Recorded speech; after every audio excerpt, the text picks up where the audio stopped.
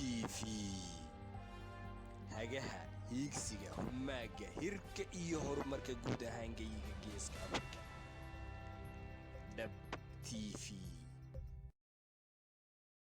maxaa dhaliyay khilaafkii adiga iyo dhex maray Farool? oo maasada horta tan koowaad waxa weeye tan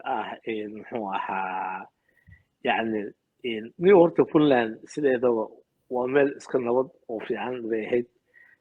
security standoff iyo political standoff waa soo dhici jireen cabdigooda waqtigiisii dhaceen oo waliba ismada markaas ay u xaqliyeen dhinaca muxuu ahaa ciidamadii gadooday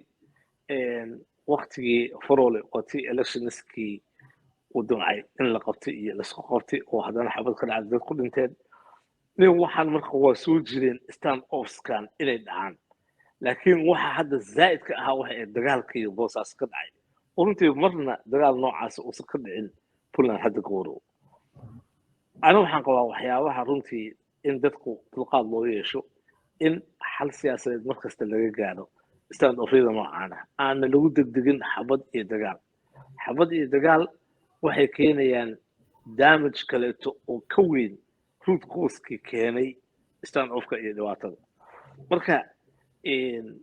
marka arrintan boosaas aan u aanado waxay arrin yacni ka duwan wixii hore usoo dhacay stand off-idii oo hadda dagaala dhacay marka dagaalkaas dhacay runtii qaxaa dhacay dad aan hadda ilaa 3 ayaa ku dhintay Allah naxariisto iyagoo dhan dada ku dhaawacmay badan magaaladii laga qaxay dekadii xirantay marka waxay keentay runtii khalkhal aan yareen marka arrintaas anaga maraan soo hadlay madaxweynaha dani anaga iyo Faroole iyo Cabdiweli muxuu ahaa aan ku khasbanaanay inaan meesha iwaano arrintii aan runtii dhex galno marka dee kulli waxay la tahay hadda understanding waa jira xabad dambe meeshaas inay iska dhaceen inta kale tan aniga waxaan qabaa gradually waqtiga sideeda dagaal soon after dagaalka laga baxo always xasaasiyada iyo emotions waa very high waqtiga marka waxaan isleeyahay dagaalkii ka bixidiisa markaan tagnay waa cusbay laakiin ana waxaan isleeyahay wax issues-ka dhan xal oo loo helayaa bas waxay u baahan tahay kaliya deganaan iyo in yani arrimahan si tartiib oo hoose loo dhaqo oo runtii maaragtay arrintan يعني هو عوشوين كجرا إن political law address قريب أنا واقع issues كانوا ضمن إن لقصوا إن كانوا لقى كده حل إن وقت دوله مركا إن ماشى وحكوت تكتر نمن عروس بعيدا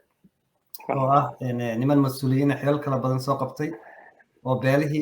مثلية ماشي بعد تكتين هذيك بيان كصباح وحبات كبيتي تمحي هاي واحد كبيتي waxaan bidii waxa way sideedaba niyo aniga xataa waagii UN-ka u shaqeynay negotiation badan soo galay oo runtii de waxaan ku soo shaqeeyay meel badan oo dagaal ka taagnaa badanaana waxaan ku soo dhex jiray negotiations oo runtii dadkii dagaalay iyo dawladda iyo waxaas ahaa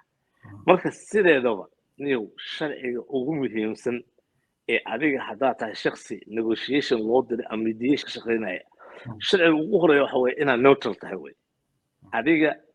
judgment inay iska ilaalisid weeye sida maadaama aad tahay marjac siyaasadeed oo loo baahan yahay inuu dhex galo arrintan waa inaadan durin dhinacna ma fahantay marka waxa aan ka weydiiday waxay ahayd bayaankii ay soo saareen wuxuu markiiba durayay yani ismada yani tii ay soo saareen guddoonkoodii iyo taladii ay soo jeediyeen marka waa khalad inaad adiga qolo qof walba aragti uu leeyahay waqti صح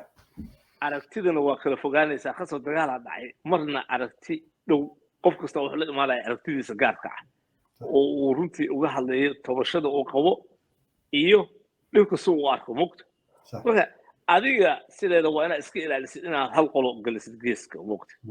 yani dadku wax badan ay ka sheegayaan laakiin anigu tan ka weydiido waxay ahayd inta kale waa okay go'aanka isagoo Allah anaga shaqo kuma leh waa sax laakiin arrinta bayaanka markay ku dareen isagoo go'aanka gaareen adigu inay tahay wax dib iyo ka shaqeynay iyo aan xasilooni ka shaqeynayo waxa gaarka ah ma ahayn inay galaan كو لبو نيو دي سياسة دا سيدا مركي أديك دد مديترز تهين أو سياسيين تهين قف كوكور عن ماله يعني والله يا فرول مركو ده هي ونقول عن وقت سيدا ولي ما أركن دد مل إسقوي وأرنك والله الله قف كل كوكور عليه وقت وهي أهيد إلى إيسو ديران تكسكا ومقت هي محوها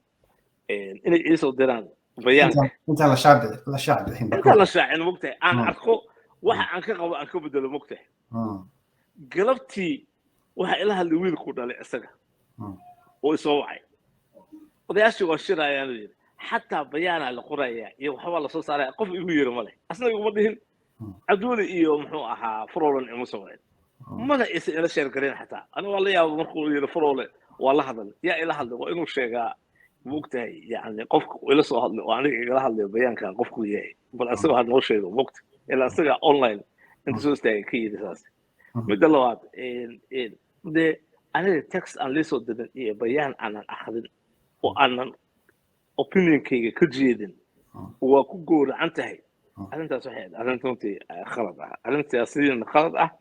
mediation iyo marjicii siyaasadda ahayna khalad ku ahayd